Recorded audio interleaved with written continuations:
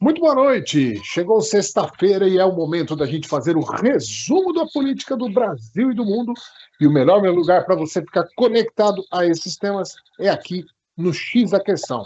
Já vou apresentar os nossos amigos, nossos comentaristas, nossos corneteiros de plantão, começando lá pela extrema-direita do nosso programa, diretamente de Massachusetts. Bom dia, extrema-direita. Que isso? Não, eu fui um bom lateral direito, um bom ponta-direita, na época que eu achava que jogava bola. Mas bom demais estar aqui para mais uma edição do X da Questão. Bom demais estar aqui com a nossa linda audiência digital e com os meus parceiros aí de sempre, professor Pilão, Renatão, você, Eudes e também a nossa central técnica, Jefferson. Bom demais estar aqui. Tem muita coisa para rebater e também, repercutir, porque afinal de contas, as notícias boas ou ruins não param aí no Brasil e aqui nos Estados Unidos. Muito bem. Temperatura aí nesse momento? Ah, não, tá boa, tá -1. Muito bem, tá ótimo, tá fresquinho. Muito bem, passando para o nosso centro-direita do time aqui, senhor Renato Ferreira, seja bem-vindo mais uma vez, diretamente de... Olá, Eudes. Olá, professor Pilão, Silvio e amigos telespectadores, do Brasil e do mundo. Nós estamos aqui em São Paulo novamente, Eudes. Estamos aqui na nossa querida Zona Oeste da capital paulista e com um prazer imenso, de participar de mais um jogo de um X da Questão, que é um jogo também, não é isso? É um jogo de palavras e feliz aí porque hoje o Forasteiros aqui em termos geográficos no programa é só o Silvio, porque você está em terras brasileiras, não é isso? É isso, eu estou aqui diretamente de Alphaville. Muito bem. Renatão, obrigado mais uma vez pela participação. Agora, chamando... Eu vou usar as piadinhas porque são inevitáveis. É o nosso Fabianinho do time, professor Pilão. Seja muito bem-vindo diretamente da República Independente ou do Principado de Moema. Pois é, senhor Eudes, muito boa tarde. Boa tarde a você, ao Silvio, ao Renato, o Jefferson, que está lá na retaguarda, e a nossa audiência. Na verdade, estamos terminando o mês de janeiro, Eudes. Pode não parecer, mas já estamos num ano velho, já está com um mês corrido. Fechamos o mês de janeiro exatamente hoje. E temos um monte de coisa para conversar aí. Com relação ao Fabianinho, isso é questão de intriga. Sempre o melhor é rebatido. Não tem jeito. E com relação ao Fabianinho, a gente vê com o passar do tempo. Até agora, o Fabianinho não errou nenhuma, hein? É o Fabianinho. Muito bem. O Jefferson está fazendo alguns gestos para a câmera que o público de casa não vê. A gente fica aqui confuso, tentando entender. Agora ele está fazendo assim desesperadamente, que não era para a gente, é para seguir o jogo. Então vamos em frente. Senhores, eu acho que a gente tem que começar para o assunto que dominou fortemente a semana no mundo inteiro, que é ainda a repercussão da história dos estrangeiros ilegais que estavam nos Estados Unidos, os imigrantes ilegais, e que estão sendo deportados. Causou aí uma reclamação, uma grita geral, a história de chegarem algemados, direitos humanos, não direitos humanos, era assim antes, não era, todo mundo já viu, muito a respeito disso. A gente não vai repetir as notícias, mas fazer uma análise política, principalmente em linguagem da quinta série, do arregô geral que a galera fez para o Trump, Desde o próprio que mais gritou, o Petro da Colômbia, passando por outros países aqui da América Latina, e o próprio presidente Lula deu não ele diretamente, mas através das ações dos bastidores do governo, deu uma regada geral, o Laranjão causando ódio e principalmente, acho que, quando fala, o pessoal está levando para o fígado, porque o Laranjão está mexendo com todo mundo. Eu vou começar com o Silvio, até porque ele está lá nos Estados Unidos, com certeza tem algumas informações privilegiadas. Silvião, eu queria saber como é que está a repercussão da arregada geral aí nos Estados Unidos. A repercussão é grande, porque não é só. Antes era só nas mídias mais privadas, né, na rede social, né? Agora não, agora é em todos os jornais, inclusive repercutindo em grandes estações, como a própria esquerdista ABC, a WCB, a NBC, e também na que vai junto com o governo aqui, que é a Fox News, né? E nas grandes redes de televisão, primeiro, sobre a recuada, né, do colombiano, né? E obviamente que a do brasileiro ela é um pouquinho mais, como eu posso dizer, ela é um pouquinho mais precisa, porque ali tem umas pitadinhas, você entendeu, do próprio governo, porque afinal de contas tem dentro do governo a personalidade do Elon Musk, né, que é um cara que tem aí uma visão diferente sobre, né, a nossa comunidade política brasileira e essa desliderança, né, dessa coisa que está aí em desgoverno do Brasil. Realmente muito grande, ficou muito feio para o Brasil, que já não tinha uma boa parceria, né, bilateral com esse governo, e a coisa degringolou a ponto do próprio Trump fazer até como poderia ser, uma pandeguice, né, professor? Né? Fazer uma pandeguice comentando sobre essa atitude do governo colombiano e esticando um pouquinho para o governo brasileiro. Nem foi aqui o caso das tarifas de ameaça. Na realidade, ele já pontuou que o objetivo dele é dar uma... Isso aí é uma impressão minha, tá? Não foi que ele falou, não.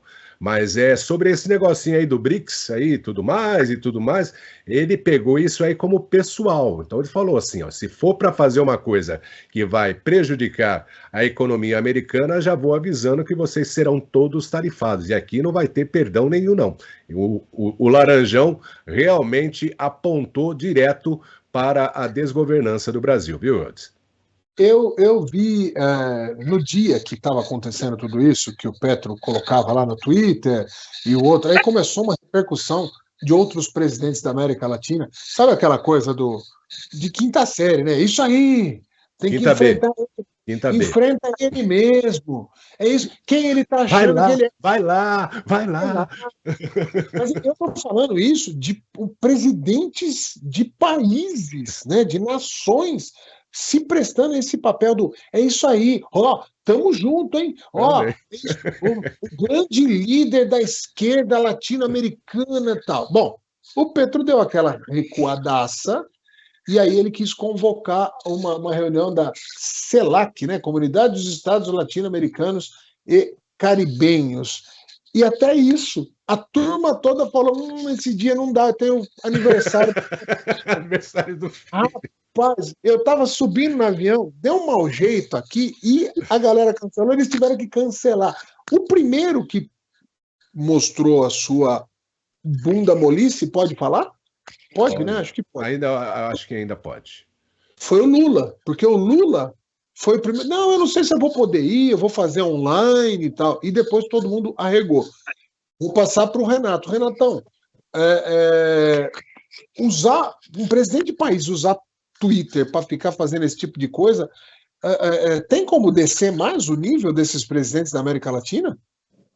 Eu acho que não tem não, né? Já está com tudo na janela, aí escancarado para o mundo inteiro, então não dá para descer mais. Eu não vejo espaço, né, para eles descerem. Mas só recapitulando rapidinho aí, o Gustavo Petro, eu acho que ele deve ter pensado que ainda estava com armas lá nas montanhas da Colômbia, nas Farc, e quis peitar o Trump, que tem todo o direito de deportar quem está ilegal, quem está cometendo crimes lá. Ele peitou, falou que eu taxo aqui também, e os caras pressionaram, falou, meu Deus do céu, não, Petro, não. Aí ele falou, mas eu não deixou o avião descer, claro. Aí depois teve que recuar, voltar, só que aí ele teve uma medida, né, que eu julgo um pouquinho inteligente, que ele mandou os aviões dele mesmo buscar os primeiros colombianos lá deportados. Não sei se isso vai continuar, não sei se proporcionalmente, não sei quantos colombianos tem lá. O Brasil, o Silvio acabou de informar aqui em off, né, que são mais de 38 mil, e o Lula e o ministro lá, o Vieira, ministro das Relações Exteriores, já falaram, olha, nós não vamos mandar avião da FAB, não tem condições de buscar tanta gente lá, já tirou. E sobre a relação aí desses presidentes ficarem incentivando o outro, vai, entra que nós estamos juntos contra esse imperialismo brutal dos Estados Unidos, é uma coisa incrível. O Lula ontem, né, viu que a água já subiu bem para cima do joelho, já está chegando lá na cacunda, né, como falaria minha bisavó. Ele convocou às pressas a imprensa, vocês viram, estava toda a imprensa do esquema lá, mas mesmo assim ele teve que enfrentar uma coletiva. E aí, 3 perguntas deixaram o Lula sem chão, nós vamos comentar, são temas aqui, mas perguntaram novamente sobre o relacionamento dele com o Trump, a ameaça não, mas a palavra, né, do Trump, que poderia taxar a importação brasileira, ele ainda prejudicou mais esse relacionamento pessoal deles e o relacionamento diplomático dos dois países, porque na entrevista ele não tinha como sair, ele falou, não vai ter reciprocidade, se o Trump taxar as importações brasileiras, nós vamos importar as importações americanas, quis amenizar o impacto do superávit brasileiro aí, mas fica assim, né? Porque o Lula, quando as entrevistas aí vão acabar não acontecendo, porque cada vez que ele fala de improviso para responder, ele vai piorar mais a situação do Brasil lá fora. Só para, rapidinho, Eudes, só para passar a diferença, a Venezuela ela tem uma condição de exportação para os Estados Unidos de 70%. Os Estados Unidos é o principal mercado de exportação. E os Estados Unidos para a Venezuela são 3%. No Brasil chega a 18%. Né, o total de exportação do Brasil dos Estados Unidos, do Brasil para os Estados Unidos, e em termos de Estados Unidos para o Brasil, representa aí na casa dos 2, 3, 4%, mais ou menos, a referência, a necessidade das importações brasileiras. E aí contando mais nos produtos que são, a grosso modo, de grãos, né? da parte da parte econômica brasileira. Em compensação, a importação dos produtos, o Brasil é o segundo, o primeiro é a China. Né? O Brasil tem os Estados Unidos como o segundo maior exportador. E aí é tudo produto manufaturado, é a parte tecnológica, entendeu? Chip, é tudo que você precisa para poder fazer a economia andar. Então, aí essa taxação de 100%, meu amigo, na contraproposta não rola para os Estados Unidos. Então, o que ele falou foi uma grande besteira, que aí deve ter colocado os cabelos do subaco lá do Haddad, que não entende muito de economia, né? Ou os que entendem muito uriçados. Não tem a menor dúvida. Depois. Ô, professor Pilão, esse imbróglio todo, eu vi alguns veículos de comunicação tentando fazer comparações. Não, a América Latina é muito forte. São 450 milhões de habitantes, ou seja, é um mercado muito forte e os Estados Unidos não podem fazer isso, tal. Só que o pessoal esquece de dizer que é uma diferença população para consumidor e nível de consumo. A América Latina é muito pobre. A grande maioria da população só consome coisas para subsistência, comida, basicamente. Os produtos, vamos dizer, de valor agregado manufaturado maior, fica restrito a uma pequena parte da população, diferente dos Estados Unidos, onde a maior parte da população está muito acima da linha da pobreza. Não podemos nem comparar os números, né? Quanto ganha o americano médio, quanto ganha qualquer um da América Latina em valor médio. No final das contas, o Trump vai se impor muito pelo poder econômico?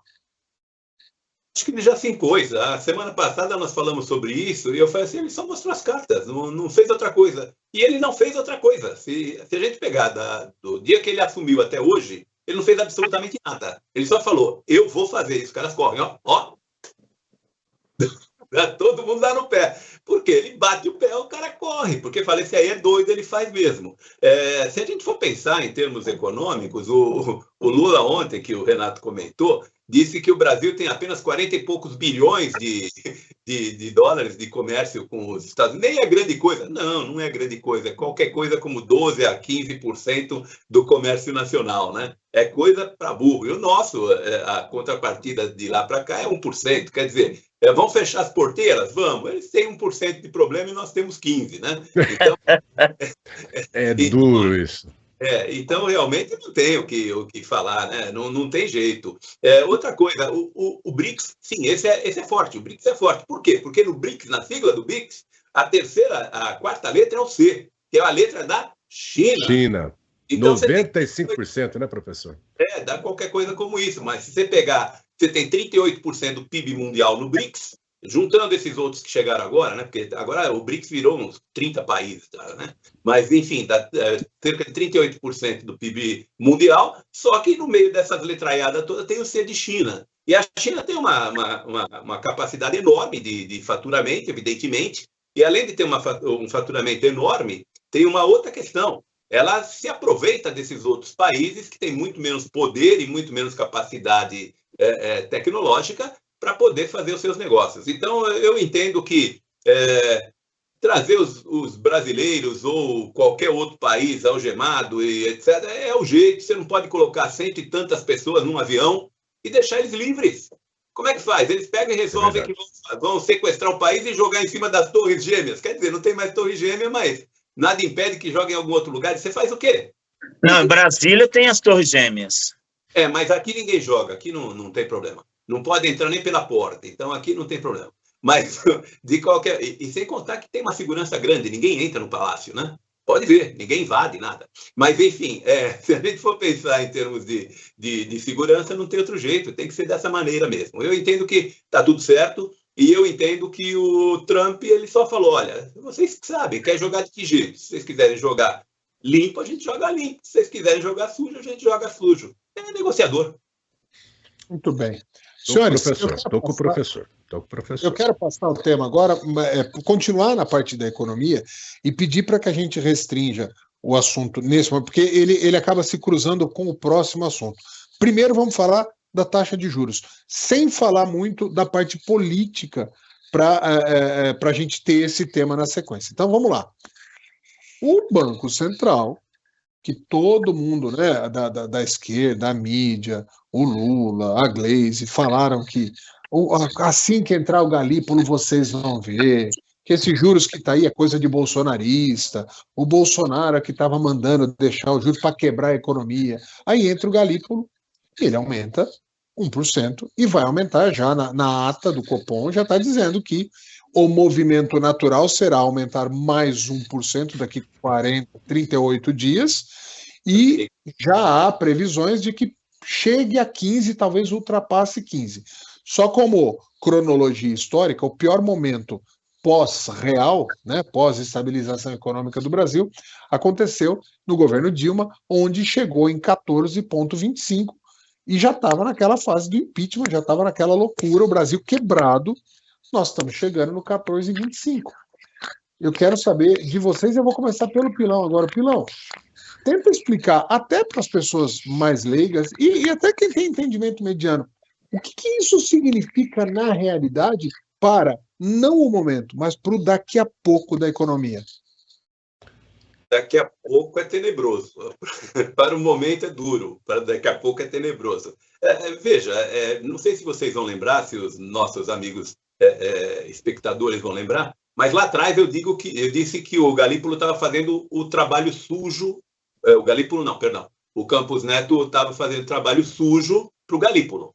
Por quê? Porque ele já deixou contratar os aumentos. Então, o discurso do Lula ontem foi, não, mas quem aumentou não foi o Galípolo, foi o ex-presidente, ele já deixou o aumento. Quer dizer, ele não deixou o aumento porque é na reunião que se define. E na reunião foi definido que subia 1. Também já está contratado para daqui 45 dias mais um, que vai 14,25. E aí nós chegamos na Dilma e não sei se as pessoas viram, quer dizer, viram, né? Porque é só ler, não tem outra coisa para fazer. Mas ele disse que começa a cair a partir de maio. A partir de maio pode ser que tenhamos queda de juros, mas que devemos ter mais um aumento. Isso significa dizer que chegar aos 15 não é difícil dentro de 2 reuniões, porque ele já contratou um novo aumento. Então, o Copom já contratou na reunião de quarta-feira um novo aumento agora para depois do próximo, né? Então, temos mais 2. Não sei se será de 1%, mas alguma coisa vai ter.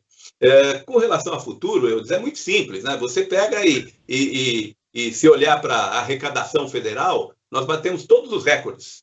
O Lula conseguiu tirar todo o dinheiro que ele podia do nosso bolso. Todo o dinheiro que ele podia, ele tirou. Então, nós batemos todos os recordes. Nós aumentamos a arrecadação do governo federal em 10%. Isso significa dizer o seguinte, que tirou dinheiro do bolso do povo para ele poder injetar de novo no povo, só que a partir dele. Foi isso que ele fez. E é por isso que nós tivemos aí uma tal de estabilidade e de atingimento de meta, porque nós não atingimos meta nenhuma, né? E essa meta vai ser quebrada novamente, não tem jeito. E outra coisa também, né? Fala que atingiu a meta, deu 44 bi de déficit. Aí depois, não, mas pera um pouco, vamos fazer o seguinte, o que a gente pode tirar? Vamos tirar aqui o Rio Grande do Sul. Não, vamos tirar também o Amazonas. Não, vamos...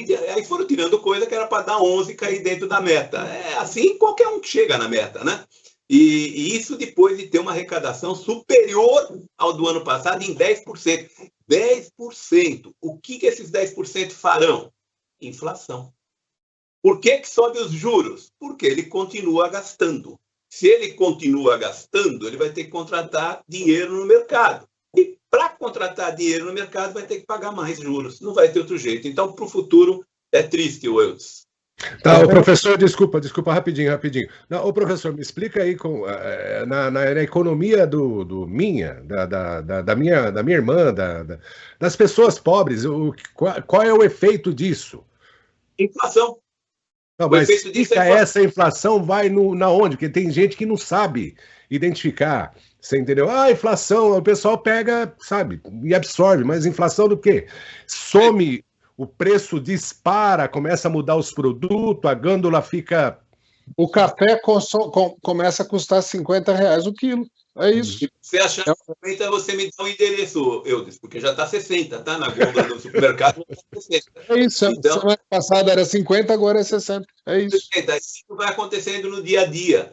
Por quê? Porque à medida que você vai tendo que pagar juros, vai diminuindo a capacidade de fornecer alimentos no valor completo que estava antes, porque você embute esse juro no preço da mercadoria, não tem jeito. Você vai buscar dinheiro no mercado, você vai ter que pagar juros, você vai passar por preço, não tem outro jeito. E o preço sobe. E tem uma coisa que é importante de falar. Existe uma coisa que é cultural e que, por exemplo, no Brasil não existe a cultura, e em diversos países não existe a cultura da redução de preço. Só da acomodação para cima. Então, por exemplo, eu moro em Portugal. Eu vi os preços dispararem com a guerra da Ucrânia e vi cair tudo no mercado. Aqui nos Estados Unidos você vê no posto de gasolina. Ele muda todo dia, para cima ou para baixo. Não, e eu falo assim, do alimento mesmo, o litro de leite que eu cheguei em Portugal pagando 50 cêntimos, ele chegou a custar 1,20, o mais barato. €1,20, 1 litro de leite. E hoje você já volta a encontrar por 72, ou seja, olha a variação. Aqui no Brasil, isso não vai... E no Brasil, a parte que eu estava observando, que tem um monte de gente agora, é interessante, a internet é ótima, né? Por isso que eles querem censurar de qualquer jeito, né?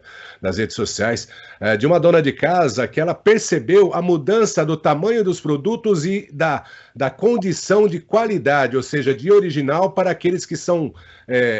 tem um nome parecido, mas não é o produto. Tipo leite em pó, que não é leite em pó, é um leite...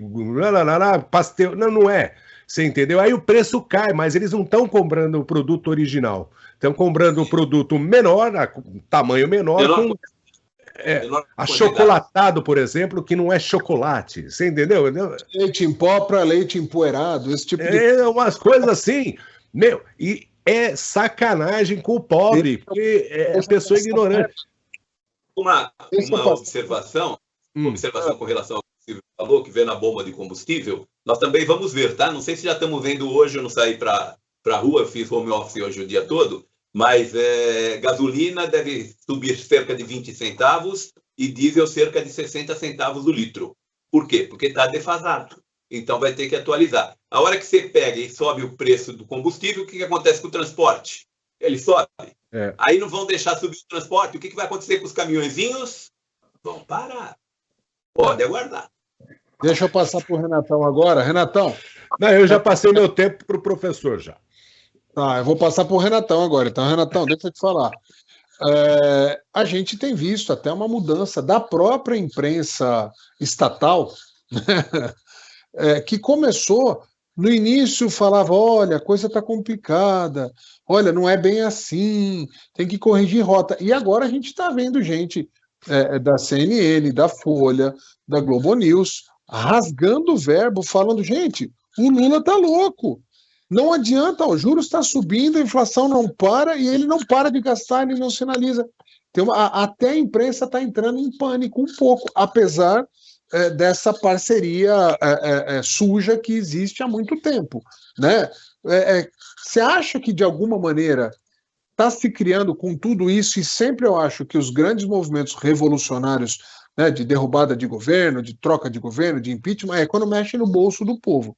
Você acha que o primeiro item o povo está com pouco dinheiro no bolso. O segundo item sempre é a imprensa. A imprensa está começando a fazer minimamente o seu papel, antes tarde do que nunca? Eles estão fazendo o mínimo, porque eles viram que vai sobrar para eles também, né? Então, essa imprensa aí, oficial, essa imprensa do esquema, o que eles perceberam? Vai piorar para o governo. Piorando para esse governo, piora para eles, claro, porque muita gente acha que não, mas eu acho que esse governo não tem muito fôlego pela frente, tá entendendo? E vocês viram que muitas emissoras grandes aí passaram na era Bolsonaro, né? Então, é claro que o problema governamental significa no cofre da grande empresa de comunicação e no bolso de quem estava lá batendo palma, tá entendendo? Porque eu falei rapidamente aqui outro dia, mas a Globo News, mandou uma multidão de jornalistas para cobrir a eleição lá nos Estados Unidos, torcendo pela Câmara, e o Lula torcendo também pela derrota do Trump, como comparou ele a fascista e a nazista. Então, eles estão vendo agora. E você disse muito bem, a inflação acaba com qualquer governo. Tanto é que ele convocou a imprensa rapidamente para tentar tirar o governo das cordas. Mas não tem jeito de tirar a inflação, como o professor bem disse. A Petrobras anunciou hoje o aumento de diesel e da gasolina, dos combustíveis. A economia do Brasil roda em cima do quê? De trem de ferro, da ferrovia? Não. Nas rodovias, pneus. Então, sobe tudo. Você deu o exemplo do café, eu gosto de falar e dando exemplo, inclusive. Eu cheguei na casa do meu pai outro dia, na nossa querida Osasco, meu amigo. A minha irmã estava lá porque, por descuido, chega muita gente, acabou o café. E aí, seu Silvio, e professor e eu, já não tinha mais nem mercearia, que já cobram caro no bairro. Ali na nossa grande Antônio C. Costa, que vocês conhecem. Ela teve que ir na padaria. Você sabe lá, não é do café do melhor. Sabe quanto na padaria estava o quilo de café? R$90. Nossa. Eu compro aqui no açaí perto, 40 e poucos. Mas na padaria não tem ninguém lá, eles põem R$90 o quilo do café. No Brasil, né? Do Lula. E aí, a inflação começou a pegar nos pobres, que ele está perdendo no Nordeste, perdendo no meio, nos eleitores dele, porque afeta mais quem? Afeta, inclusive, quem recebe a esmola chamada de Bolsa Família, porque a inflação, quando vem, não vai chegar primeiro no bilionário, não vai chegar nesse pessoal. Chega na gente, depois vai arrebentar no pobre, que tem que comer o feijão e tomar o café, e tomar a pinguinha também, está lá em cima. Outra coisa, o Bradesco já anunciou ontem também que o Brasil pode entrar em recessão muito mais rápido que todo mundo espera. Segundo semestre, já está previsto terceiro e quarto trimestre recessão. E não é recessão técnica, não, é recessão. Recessão mesmo. Não, mas o proprietário do Nubank, ele falou que nós já estamos em recessão técnica já. E picou a mula. Aliás, os amigos do professor aí da Faria Lima, tudo picaram a mula já. Né? Todos os Faria Limers, já em negócio de investimento de mercado, tá todo mundo fora do Brasil, inclusive aqui. Não é verdade que eu passei ontem, fiquei bastante tempo ali na Faria Lima. Nós estão tudo fora, porque renda fixa e variável, o professor pode explicar direitinho, não vale a pena mesmo com essa Selic de 15%. Ninguém acredita mais nessa coisa que tá no desgoverno do Brasil. Entendeu? O problema do Brasil é esse, viu? O problema do Brasil é esse. O problema do Brasil é exatamente a questão da confiança. O índice de incerteza que a FGV mede mensalmente, ela subiu 2 pontos percentuais. O índice de incerteza subiu para 117. É um índice que vai de 0 a 200, né? E à medida que vai subindo, é maior a incerteza. Então, está acima da média a incerteza. Isso pensando em todo tipo de empresário. Agora, eu não acho que a imprensa mudou, não, viu, Eudes? Eu assisti a entrevista do Lula e eu acho que aquilo não foi entrevista. Aquilo lá foi coletiva. Não. Ali é o seguinte, no ambiente controlado frente a frente ao Lula, vai continuar sendo assim. Eu estou falando dos comentaristas, mudou um pouquinho.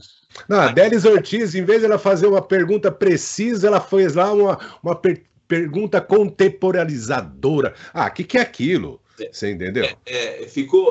O que eu entendo é assim, que o que sai no jornal, o que sai na imprensa, o que sai na televisão, é o que foi falado pelo Lula na entrevista. Que não é uma entrevista, na minha opinião, que lá foi uma mera...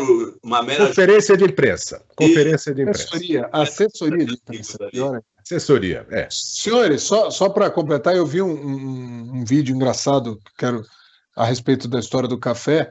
Tem uma pessoa descendo de uma moto, assim, uma senhora com uma sacolinha, e o bandido chega e fala, sai. Aí ela fala, tá bom, pode levar a moto. Ele, não, o café não. Já foi pra cima. O saquinho do café. O café não. Então tá nesse naipe. Vamos mudar Não, só para falar do preço do café, aqui no mercadinho aqui do Português, onde eu compro, 2 quadras aqui da minha casa, tá $4,25, viu? O pilão a vácuo. Café brasileiro? O pilão a vácuo. $4,25, meio quilo. $4,25. O cara, eu vou repetir um filósofo contemporâneo lá de Osasco, chamado Chaleira. Chaleirão. Ele entrava com a roupa, ele falava, o cara não é a roupa, o cara é a passagem.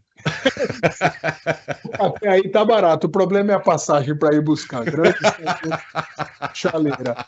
Vamos mudar. Você lembrou, fico emocionado, meu irmãozão Chaleira. Ei, Chaleira, hein? Vamos mudar de tema, falar um pouco agora, e aí da efervescência, porque é o seguinte, caso os senhores não saibam, hoje, dia 31 de janeiro, as eleições de 2026 já começaram há mais de um mês, viu? Caso vocês não saibam. As eleições de 2026 já estão fervendo, e uma das coisas que aconteceu e que foi aí alvo de muita especulação, de muita surpresa, de nervoso, de raiva, de risada, foi a união numa pizzaria, num encontro, onde diversos caciques de diversos partidos e depois se encontraram de novo para falar sobre a presidência da Câmara e do Senado, mas o grande tema passou a ser não foi alfinetada, foi uma marretada na cabeça que o Kassab deu no Haddad, onde ele fala, com aquele jeito dele, ele não é agressivo nas palavras, né? Ele é meio bonachão, tal, mas ele fala que um dos maiores problemas do Brasil é ter o Haddad como ministro, porque ele é um ministro fraco. Ele cita ministros que ele considerou forte e esculhamba com o Haddad, dizendo que é um ministro fraco. Que o Haddad é um ministro enfraquecido dentro do governo, a gente já sabia. Ele está sendo ridicularizado por outros membros do governo há algum tempo. Que o Haddad não... e aqui, eu vou ser criticado por vocês. Acho que ele tem boas intenções, o problema é que ele não tem... Ele está do lado errado da história e ele não tem culhão para enfrentar o próprio... ele não tem culhão para enfrentar a turma dele mesmo, então ele vira um pau mandado de todo mundo do PT. Está passando vergonha. É a minha opinião, e a do Kassab é bem pior do que a minha.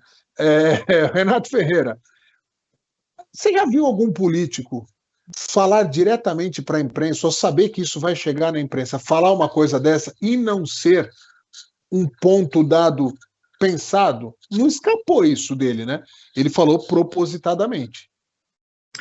Ô, Eudes, é o seguinte, rapaz, isso aí, inclusive, dá tantos ganchos, assim, eu vou tentar ser o mais sucinto possível para falar de 2, 3 ganchos que dá essa notícia, porque é o seguinte, um outro momento de meio de desconforto do Lula ontem foi justamente para abordar o assunto Kassab. O professor viu toda a entrevista, eu vi todinha, e, inclusive, ele, quando falou, ele deu aquela risada, sabe aquela risada que você está com vontade de pular no pescoço do Kassab? Ele falou, gente, eu ri quando eu li notícia do Kassab, que o Kassab, além de falar do Haddad, ele falou também que se a eleição fosse hoje, o Lula não ganharia. O Lula disse que riu, porque olhou no calendário e falou, olha, a eleição... Hã? A frase é, se a eleição fosse hoje, o PT entraria já derrotado. Exatamente. Aí o Lula disse que riu, porque olhou no calendário e falou, ó, falta 2 anos ainda, né? Então ele está confiando que vai voltar para as ruas, que vai voltar para o Nordeste, que ele vai falar todo dia na imprensa, ele acha que vai reverter um quadro de inflação de juros, que o problema não depende só do contexto nacional, depende do contexto exterior, estrangeiro, entendeu? Então não tem como o Lula reverter isso. E aí ele ficou bastante nervoso, porque depois dele falar, ele falou, e o companheiro Kassab é muito injusto em falar do Haddad, que o Haddad fez isso, reforma disso. Só que foi ele o primeiro a expor o Haddad. Certo, professor? Foi ele o primeiro a expor o Haddad, quando falou dos problemas fiscais, dos problemas de juros, dos problemas de tudo. Ele expôs o Haddad, ele expôs o companheiro dele, que é fraco. Toca guitarra, violão bem, foi um péssimo prefeito, mas tudo bem, ele não tem condição, porque eu vou falar uma coisa agora, não sei se tem amigo meu, Fabianinho, aqui, mas não dá para comparar Haddad com o Paulo Guedes. Se quiser comparar, não tem comparação. Aí, hoje eu li uma frase também do Márcio França, do PSB, que disse que o partido do Kassab só é grande porque o Lula deixa. Não. Em absoluto, o Kassab, ele é um dos maiores articuladores políticos, já chamei muitas vezes de murista, que ele poderia ser um muito bom tucano, mas ele é assim, ele é secretário do governador Tarcísio, ele tem ministérios no governo Lula, o PSDB foi o que saiu melhor nas eleições municipais, e tem outra coisa, ele já falou que ele vai ser Kassab, ele vai ser Freitas, Tarcísio, se o Tarcísio sair candidato à presidência da República. Então, isso deixou o Lula bufando, tentando morder a testa. Né? Ratinho, né? É o Ratinho do Paraná, eu acho. Por enquanto, ninguém sabe ainda. Não entendi. Eu posso meter Não, você já terminou, Renato? Já terminei, mas ele é Tarcísio, ele não é Ratinho, não, ele é Tarcísio. Não, é que para ele o Tarcísio vai ser governador de novo. Governador de novo. Não, só eu posso colocar um pitaco nesse negócio aí, porque é óbvio, o Renato ele vê mais o aspecto político, e eu queria só pontuar no lance do presidente com o ministro da Economia, Haddad, o Andrade, a gente chama ele de Andrade, né, o ministro Andrade. Ele sempre foi uma porcaria em tudo que ele disse mesmo. O ministro da Educação foi uma droga. O prefeito de São Paulo ele fez aí quilômetros de ciclovias de lugar para lugar nenhum, sabe? De ponto A para ponto Z, e não usável, você entendeu? E todo mundo já sabia, com a entrada do governo, que não tinha um plano de governo, né? Ele foi colocado como governo pelo sistema, e o Kassab está bem enfiado nesse meio aí. O Kassab ele é um daquelas entidades, você entendeu? Com poderes em Brasília e tudo mais, que eu sempre menciono aqui, que tem alta influência. O grande seguinte, que ninguém observa aí, é que é o seguinte, o sistema falou, chega, cansou, né? Vamos mudar, tiramos ele lá da prisão, botamos aí, achando que ia dar para fazer o negócio, só que a economia, eles não querem fazer o comunismo no Brasil, eles querem mamar na teta do governo, esse é o grande lance. Você não pode matar a vaca, e o que esse desgoverno quer fazer, na realidade, é matar a vaca. E, obviamente, que o Kassab é um homem inteligente, por mais ardiloso que ele seja no meio político, esse é o jogo político, eu vejo que ele falou, olha, chega, né? É hora de trocar, vamos mudar a página, esse aqui não vai mais. É essa a minha visão. E sobre esse lance do desgovernante ir visitar o Brasil, né? Porque já está em campanha, ele foi conversar com um velhinho que vota no PT desde quando o PT se originou. E a entrevista é justamente na casa dele, que continua sendo de pau a pique, com barro na parede. Quer dizer, Aí é que tá. Qual é a grande diferença do que o cara foi um dia para o que ele é hoje, prometendo sempre tirar os 33 milhões de pobres da pobreza? Nenhuma. Ele está desacreditado dentro da base dele, que é a base mais pobre do Brasil. E é obviamente que eu não podia deixar de levantar aqui. Essa reunião, para mim, é uma reunião de quadrilha, né? Você me desculpe aí para quem gosta do Tarcísio, eu gostei bastante do Tarcísio, mas perdi a confiança na pessoa dele. Porque você não se reúne numa pizzaria com Paulinho da Força, membros do PT, membros do PR, sabe? Próprio Kassab. Quer dizer, é uma reunião de quadrilha, me desculpa, é formação de quadrilha isso. Isso é o preço do Brasil. Mas isso que eu estou te falando, eu perco totalmente a esperança, porque aqui nos Estados Unidos a gente encontrou um presidente que vem brigando com o sistema. E o sistema, como diz aquela música do coisa, o sistema é FODA, né? O sistema realmente é FO. Mas aí ele está brigando. Aí o sistema ele só está mudando o modo de direção da nação. Você entendeu? Para mim, na minha visão. Então eu não vejo perspectiva boa para o Brasil, não. Eu discordo do Silvio no sentido sentar à mesa, comer uma pizza com petista. Então, acho que isso de verdade não tem a ver, até porque não podemos esquecer que o Tarcísio ele foi gestor da época do governo Dilma. Ele não foi ministro, mas ele tinha um cargo de relevância. Mas só fazendo algumas coisas, pegando pontuando, né? Realmente é engraçado, o Lula, 40 anos depois, vai lá visitar um velhinho que está na mesma situação, na mesma pindaíba. Eu preferia que ele fosse igual a Universal, né? Porque todo mundo vai na Universal, agora eu estou com 10 carros, 80 mansões, eu já fechei, né, novos negócios. É preferível esse discurso e eu ficaria feliz mesmo que eu discordasse da filosofia, né? Eu podia não gostar do Lula e ele ir lá visitar alguém que progrediu. Na verdade, quase todo mundo que progrediu nos governos de esquerda, eu preciso dizer, estão ligados diretamente à própria cena política. Quem progrediu muito, né, os campeões nacionais, aquela história toda que a gente pode resgatar. E última pincelada para passar para o professor Pilão. Professor Pilão, nós tínhamos um ministro que era chamado de Posto Ipiranga. Não tinha referência mais forte do que isso, que é o seguinte: não é com o Bolsonaro que você vai resolver os BO. Vai lá perguntar no Posto Ipiranga para ver se pode, se dá, se está no planejamento. Ministro forte. Era só da Fazenda, mas interferia em tudo no bom sentido para ter a tal da austeridade que era prometida naquele momento. Hoje, o Haddad seria aquele posto de gasolina da esquina que vende gasolina batizada por R$ 2,89?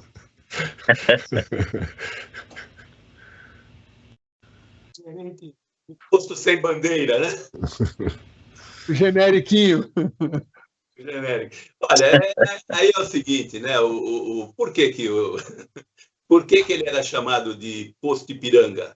Porque o presidente da vez o transformou em Posto Ipiranga. E iam perguntar qualquer coisa para ele sobre economia, ele fala assim: economia, não entendo nada, fala com ó, é aquele ali, ó, vai ali que ele entende. E ia lá e falava com o Guedes, e o Guedes sabia o que tinha que ser feito. É por isso que ele era forte, né? E hoje se perguntam alguma coisa pro Andrade. Pro Tachad, né? Ou pro Haddad, ou pro Haddad, o que seja. Ele pergunta assim: ô Haddad, o que você acha? Ele fala assim: espera um pouquinho que eu vou perguntar pro Lula o que eu acho. Então, não tem como ser forte, não tem jeito, né? Porque é a forma como as coisas funcionam. E quem dá essa força é quem está no poder, né? É o poder que dá a força para aquele que está atuando, não é outra coisa. E com relação ao que o Silvio falou, e você também, de ir lá na casa, lá que está ainda é de pau a pique, né? Na verdade, o Lula ontem reconheceu lá na coletiva dele, né? Coletiva, sei lá, ele reconheceu, falou assim, ó, o povo tem razão de não estar gostando de nós. Nós não estamos entregando. Ele assumiu que ele não está entregando. Tanto que aí ele veio falar de novo tudo que ele já falou em 2023, tudo que ele já falou em 2024, ou seja, este ano de 2025 é o ano da colheita, né? E para ele não é colheita, é colheita, né? É colheita. Esse ano tem a colheita. Então esse ano é o ano da colheita. Só que ele não consegue fazer a colheita porque ele não plantou adequadamente, né? E os números não mentem, né? Embora é claro que pesquisa é sempre pesquisa, mas principal pergunta que deve estar deixando ele maluco de vez mesmo, é assim, ó, quem foi melhor, o Bolsonaro ou o Lula? Qual governo é melhor? Putz, isso dói. Lula. E o que está acontecendo é que 42% da população fala que ele é pior do que o Bolsonaro. Então, você imagina ele ouvir que ele é pior que o Bolsonaro, 42% da população, ele tinha 59% de melhor. Caiu para 42%, a última pesquisa que foi feita, 42%. E ele é melhor para quantas pessoas? 33%. Indiferente para outros 22%. Ora, chegar para ele e falar que ele é pior que o Bolsonaro, matou o sujeito. A queda não matou, mas a pesquisa mata. Ele deve falar assim, Jange, você viu o que estão falando aí? As pesquisas da Quest? Bolsonaro melhor que eu, Jange. A gente está falando de plantar e colher, a gente tinha um governo Bolsonaro ligado ao agro, né? Que planta, cuida e colhe, e agora a gente tem um governo que é como se fosse um extrativismo predatório, né? Ele vê o que já nasceu, vai lá, gafanhoto, ele vai lá, colhe tudo, e depois não sabe nem como é que começa para plantar. É muito complicado. Interessante que a última dessa sexta-feira, né? Que ele deve estar rolando na hora que ele vai dormir com a Jange, né? Porque da indicação. Porque ele sempre quis ser o prêmio Nobel, né? Prêmio Nobel, lembra lá em 2015, Prêmio Nobel, e aí ontem saiu indicação do Elon Musk para Prêmio Nobel da Paz, junto com o Donald Trump. Meu, o cara deve estar maluco, bicho, deve estar maluco. A coisa, eu até, sobre isso só, muito rapidamente, eu acho que isso não deve ir à frente. Então... Não, eu também acho que não. Mas que valeu a pena, valeu, né? Só para ver o Lula nervoso brigando com a Janja, já valeu a pena. Mas vamos lá. Eu queria abordar um tema com vocês, e se eu estou esquecendo de algum tema combinado antes, acho que não, né? Eu posso inserir só no final, eu queria dar uma palhinha só do que vai acontecer com as próximas eleições aí da manhã da Câmara e do Senado, porque... Não, sim, não, só lembrando também que eu não mencionei antes, desculpa, Eudes, mas sobre os 14% lá do Brasil, né, que é uma França e uma Itália, para uma entidade privada. Meu, peraí, a gente não vai nem, né? Poderíamos até levar um pouquinho, senão fica para o próximo programa. Não, pode entrar nesse assunto, começa você, sem problema. Não, é que não foi um absurdo no fórum lá de Davos, você entendeu? Eu esqueci o nome da empresa, que é eu tinha anotado aqui em algum canto, eu esqueci. Eles deram uma concessão, é uma concessão. E o interessante é que a concessão ela é de 14% do território nacional, que são aí da biodiversidade brasileira, mas essas entidades elas não entram aí na Caatinga ali né, do Ceará, ali no sertão baiano, é sempre ali onde a biodiversidade é riquíssima. E não teve nenhuma palavrinha sobre o Congresso, que está em recesso, eu sei, mas... Ambipar, é isso aí, a produção passou. Ambipar. Estava procurando aqui. Ambipar. Meu amigo, é uma questão muito, mas muito grande. Isso aí é realmente um problema que tem que ser debatido com a população brasileira. E a população brasileira ela tem voz através do Congresso. Eu acredito que os nossos senadores, os nossos deputados, você entendeu, tem que entrar com... Eu acredito que eles devam ter aí alguma coisa para poder chamar o governo a pleno, né, para se explicar que negociação é essa, onde você compromete a biodiversidade, a parte mais rica, né, da floresta... Pode ter voz do Congresso. A produção está me zoando aqui, mas é verdade, é o Congresso que decide. O povo fala através do Congresso, porque ele está ali balizado pelo voto, entendeu? Tem que ter Pois não. Deixa eu só, eu estou pegando a resposta oficial do governo aqui. O governo federal não está transferindo gestão de terras indígenas para iniciativa privada. A legislação garante aos povos indígenas o direito à consulta prévia e assegura que seus territórios contem com serviços ambientais destinados à proteção, conservação, recuperação e uso sustentável dos recursos naturais, promovendo a preservação de suas terras. Esse é o papinho que você passa para o seu filhinho, que você vai voltar lá para comprar aquilo que ele pediu. Então, isso. Eu li a resposta oficial e vou fazer a interpretação. A gente cansa de ver que o governo, né, os governos petistas em muitos lugares fazem aquele negócio de consulta pública, reunião para definir o orçamento com o povo, tal. Mas se alguém já participou de uma reunião dessa, sabe o que eu vou falar. Eles simplesmente pegam, já vão com tudo definido, já está tudo definido. Aí deixa o povo falar, pronto, ó, nós ouvimos vocês e vamos fazer assim. É mais ou menos a mesma coisa aqui. Tivemos uma cidade que foi totalmente vendida numa região de Nióbio, no Pernambuco, mas o Congresso lá, a Assembleia Legislativa lá, bloqueou essa negociação com o governo chinês. O professor sabe disso, é uma cidade lá no Nordeste, no Pernambuco, aonde tinha sido passada a transferência para modernização, fazer uma nova Dubai lá no Pernambuco, mas na realidade era uma área de grande extração de nióbio. E com relação à consulta pública, eu disse, sem contar os infiltrados, não? Porque os interesses aparecem lá para exatamente, inclusive vamos aproveitar essa ideia. É isso, exatamente isso. É interessante que essa para poder exploração, de fazer estudos científicos, no sertão lá da Bahia não tem, né? Lá no sertão da Caatinga, lá do Ceará, também não tem. Eu acho incrível isso. Eu queria rapidamente que a gente falasse. Eu acho que a gente podia finalizar os temas combinados aqui, e tem mais um, muito rapidamente. Renato, eu vou começar por você. A movimentação para a presidência da Câmara e do Senado. Tudo leva a crer que o jogo já está definido. O Centrão se uniu com a maior parte da direita, ou com a direita inteira, e está trazendo, talvez o nome que mais assuste aí a muita gente é o Alcolumbre. Mas você acha que é um Alcolumbre que vai jogar o jogo da direita, ou vai continuar serviçal aos interesses da esquerda, ou melhor, esquece esquerda e direita, Bolsonaro e Lula, é disso que nós estamos falando. Pois eu dizer o seguinte, esse assunto vai render muito na semana que vem, porque aí nós vamos saber a composição, né, de várias comissões, entendeu? Da mesa e das comissões também, porque sim, é uma eleição que está movimentando muito, que justamente tem Bolsonaro de um lado e Lula do outro, mas é a eleição que eu acompanho há muitos anos com a maior previsibilidade, entendeu? Já está certo a eleição do Davi Alcolumbre e também do Hugo Motta na Câmara. Isso vai depender muito agora, porque está despertando aí, são as formações da mesa e também das comissões, porque, por exemplo, no Senado já está certo que aquele senador, o Otto Alencar, ele é do PSD, do Kassab, mas ele é mais lulista do que a Janja, tá entendendo?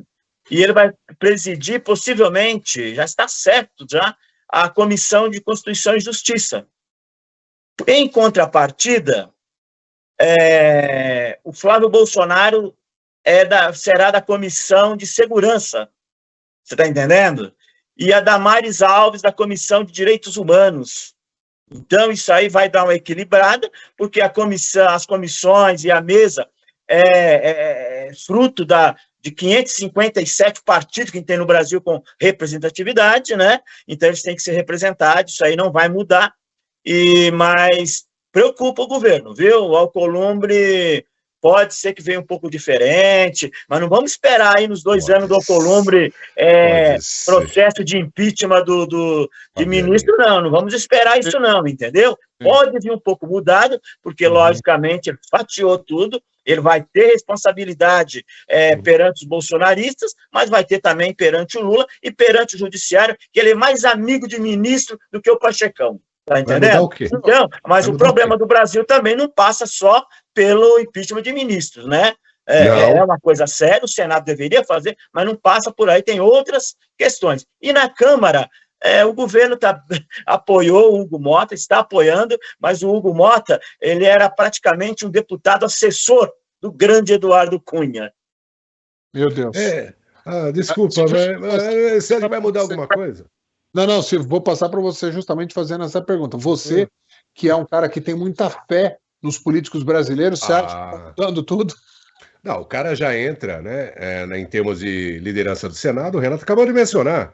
Ele não é assim, ele é iunha, você entendeu? É iunha, né, junto com o Supremo, que é o que realmente governa o país, né, na base da chibata, né? E ele já disse que ele não vai pautar impeachment de ninguém, você entendeu? Isso aí já tá com ele. E você tem razão, ele é pior do que o que estava lá, que ainda está, mas estava. Ele nunca teve, na realidade. É ele que assina, amigo. E na parte de baixo, na Câmara de baixo, ou na Câmara menor, como a gente diz aqui, que é a Casa dos Representantes, ou Assembleia Federal, esse Mota aí, ele não é do interesse, né, da parte dos conservadores, porque ele vai fazer a mesma linha que o Lira, o Lira ainda foi bom, mesmo ele sendo ruim. Você entendeu? Esse aí é um pouquinho pior. Porque eu discordo um pouco de você aí, na parte do lado do conservadorismo, ele vai ser mais conservador do que o Lira. Tá, mas a primeira pauta é sobre a anistia, que nem deveria ter pedido de anistia, por um crime não cometido, que é o J8, aqui nos Estados Unidos a gente fala J6 e no Brasil J8, o 8 de janeiro. A primeira pauta dos conservadores é sobre essa anistia e sobre justamente o impedimento legislativo do ex-presidente Bolsonaro. E eles não vão pautar isso. Essa é a grande pauta. Vão liberar o Bolsonaro ou não? Pilão, seus comentários. Não vão liberar Bolsonaro, não vão pautar 8 de janeiro, não vão pautar ministro, não vão nada. Quem era o presidente do Senado antes do Rodrigo Pacheco? Era ele. Então... Existe o máximo que diz que a maior burrice do mundo é fazer sempre do mesmo jeito, querer resultado diferente. Vai ter resultado diferente. E depois vocês me chamam de Fabianinho, sabe? Não dá. Não, mas aquela reunião em São Paulo tem tudo a ver com toda essa junção. É a reforma, como é que fala? Reorganização do crime organizado. Desculpa, professor. Eu tenho uma opinião que é o seguinte: essa reunião, mais ou menos, é só uma teoria da conspiração minha. Está tudo pronto para ser o Tarcísio, porque o Tarcísio é um mal menor. A esquerda aceita perder para o Tarcísio, não aceita perder para o Bolsonaro. Estou contigo. Eles vão fazendo acompanhamento de pesquisa. Daqui até lá, eles vão vendo. A casa caiu mesmo, não vai dar para o Lula. Bom, vamos perder para quem? E jogo combinado, vamos perder para o Tarcísio. É a minha opinião. Pode ser. Vamos lá. Estou contigo. Pilão, para finalizar. Não tinha tido essa visão, viu, professor? Muito provável que seja isso, sim. Quase certeza. Acho que teve duas... Só voltar um pouquinho no que já acabou de falar o Wiltz. Eu acho que tem duas coisas. Uma delas é esta. E a segunda é o Kassab, que ele pode ser feio, mas ele entende de política. O Kassab entende. É o Kassab dizendo assim, escuta, você vai mexer em ministério? Não esquece de mim. Eu acho que esses foram os dois recados. E com relação às eleições, nós temos Marcos Pontes, Alcolumbre, Girão e o Marcos Doval. Ou seja, você tem gente para ir distribuindo esses votos. Se a gente conseguisse distribuir, podia ser que a gente tivesse alguma coisa no segundo turno. Porque pode dar segundo turno, dependendo de como isso tiver. Como você tem 4 candidatos, se vai para o segundo turno, começa a ter um pouquinho de força as mudanças. Mas não indo para o segundo turno, que eu acho que não vai, esquece. É exatamente assim. Professor, eu acho que vai se eles fizerem o voto aberto. Sim, com voto aberto ele não ganha. Na minha opinião, com voto aberto ele não ganha. Não neste momento. Pode ganhar no segundo turno, mas no direto ganha. Com voto aberto, quem não ganha, professor? O Alcolumbre. O Alcolumbre, no primeiro turno, ele não ganha com voto aberto. Você tem 4 candidatos. Mas são candidatos para não ganhar, são para marcar terreno, e alguns vão desistir, como o Marcos Pontes. Na Câmara, por exemplo, nós temos o pastor fulano de tal Vieira. Ele é um pastor pessoal do Senado. O Girão no Senado, com voto aberto, ele tem voto sim. Ele tem muito voto. O Girão tem muito voto com voto aberto. E o Doval, meio doido, tem uns 4, 5 ali que ainda vão votar nele. Senhores, eu preciso mudar a pauta e agora é no pique, que nós temos poucos instantes para terminar, mas acho que é interessante de falar. A demissão do Rodrigo Bocardi da Globo. E quando saiu isso ontem, né? Acho que foi ontem que eu vi isso, e começou o burburinho, eu falei o seguinte: isso está me cheirando a venda e proximidade com política. Não vai ser nem a primeira nem a última vez na história da imprensa que o cara faz o seguinte. Vou dar um exemplo. Pauta do bem. Nós temos que falar que melhorou os índices de alfabetização dos brasileiros. Quem tem o poder de decisão, ele fala, bom, eu posso fazer em qualquer escola. Mas faz ali naquela cidade ali, porque eu conheço o secretário ali, ou porque o prefeito é meu amigo, tal. Até aí é o comodismo ou a facilidade da pré-produção. O problema é quando esta comodidade vem seguida de contratações para empresas pessoais.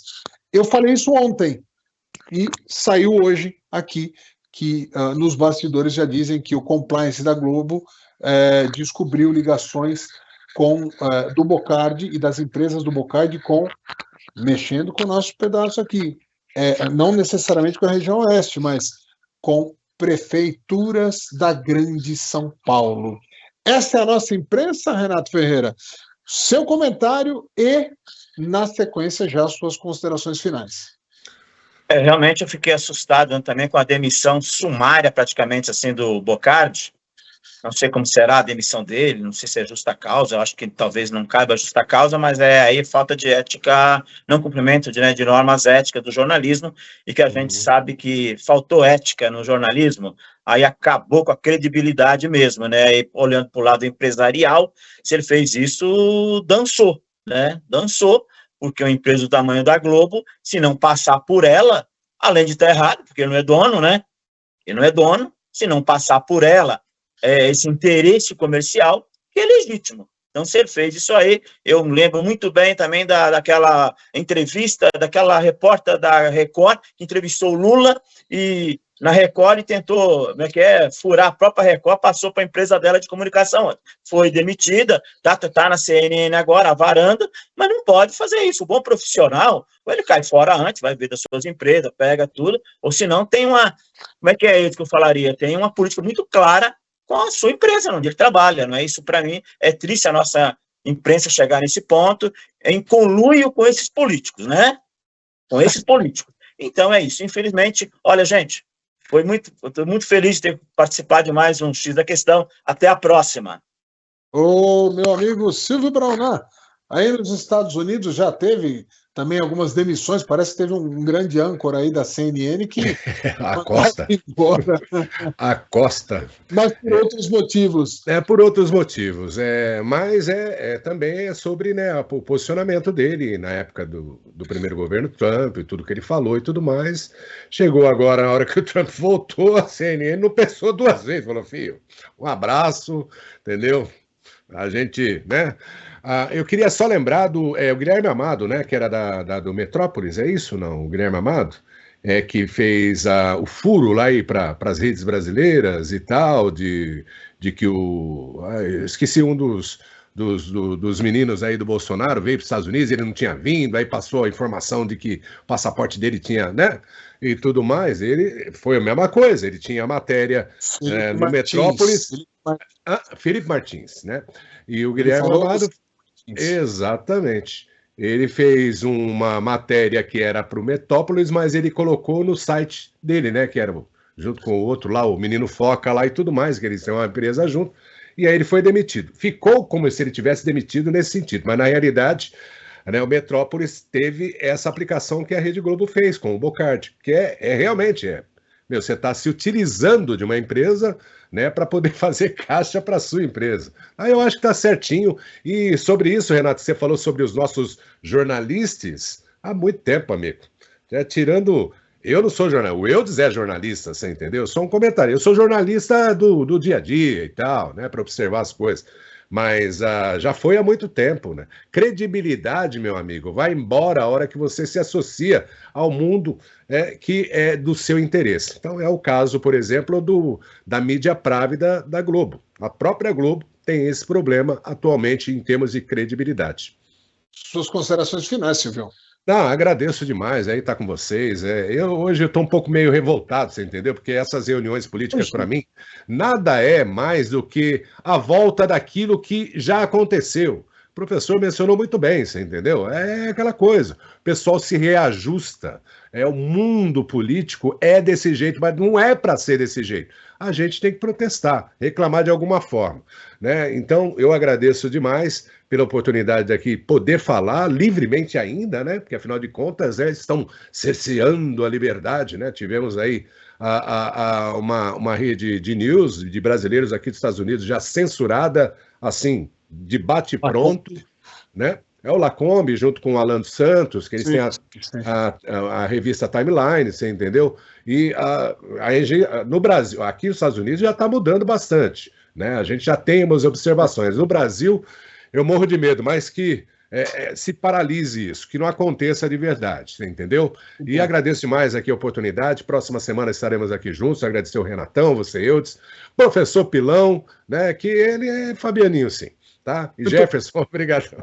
Agora é engraçado ele falar que hoje ele está um pouco revoltado. Hoje. Os outros dias não. Ô, Pilão, para finalizar também o seu comentário a respeito do Rodrigo Bocardi, e a sua impressão é a mesma que a minha, é que no fundo a Globo só descobriu que tinha alguém dentro da casa fazendo o que eles mesmos fazem. Exatamente. Porque não foi com o governo que ele fez, né? Então, como não foi com o governo, eles ainda aguentaram um tempinho, né? Se fosse com o governo federal, eles tinham mandado embora muito antes, né? Ô, Silvio, é a volta dos que não foram, Silvio. É esse e com relação ao Bocardi, eu acho que é muito simples. O sujeito tem que ser fiel, tem que ter fidelidade, não tem outro jeito. Se você está trabalhando com uma empresa, tem que ser fiel a ela. Não quer mais fazer? Vai embora. Todo mundo tem direito a ir embora, ninguém precisa ficar. E agora, se você está... eu não gosto da Globo. Vai embora, eu também não gosto, então eu vou embora. Mas se você ficar, tem que fazer o que for correto. Eu queria só duas coisinhas bem rápidas, eu diria, bem rápida mesmo.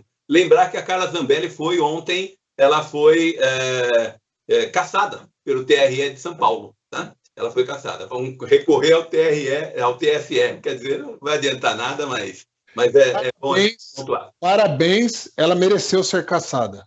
Não por isso, ela mereceu não por esse motivo. Isso, ela merece ser cassada pelo outras coisas.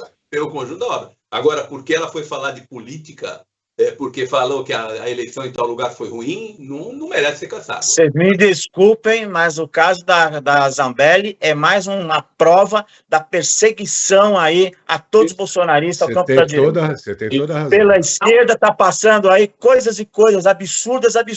E o PSOL é aquele partidinho que tem ligação direta com o ministro careca lá do STF e passa tudo contra a direita, contra a esquerda. Deixa eu me explicar. O conjunto da obra. A Zambelli, para mim, demonstrou aquela história de, na véspera da eleição, pegar a arma. Ela merecia estar fora. O que eu quis dizer não o tema em si, ela merecia estar fora do jogo político porque ela demonstrou um desequilíbrio muito forte. Podia ter posto para fora lá. Já podia ter posto para fora lá. Não teria problema. Agora, o motivo pelo qual ela foi cassada, eu acho que não tem nada a ver, porque isso é uma questão de liberdade de expressão. E ela é política, portanto, ela tem direito de falar. E só para a gente terminar, Silvio, já que nós estamos na época da colheita, eu gostaria, Silvio e Eudes e Renato e a nossa audiência, evidentemente, nós estamos na época da colheita e eu gostaria de lembrar que quem semeia ventos, colhe tempestades. Muito boa tarde a todos aí. Boa noite. Ainda estamos aqui. Ainda estamos aqui. Muito bem, senhores. Quero agradecer mais uma vez a todos vocês, agradecer também a nossa audiência. Acho que é esse o exercício diário.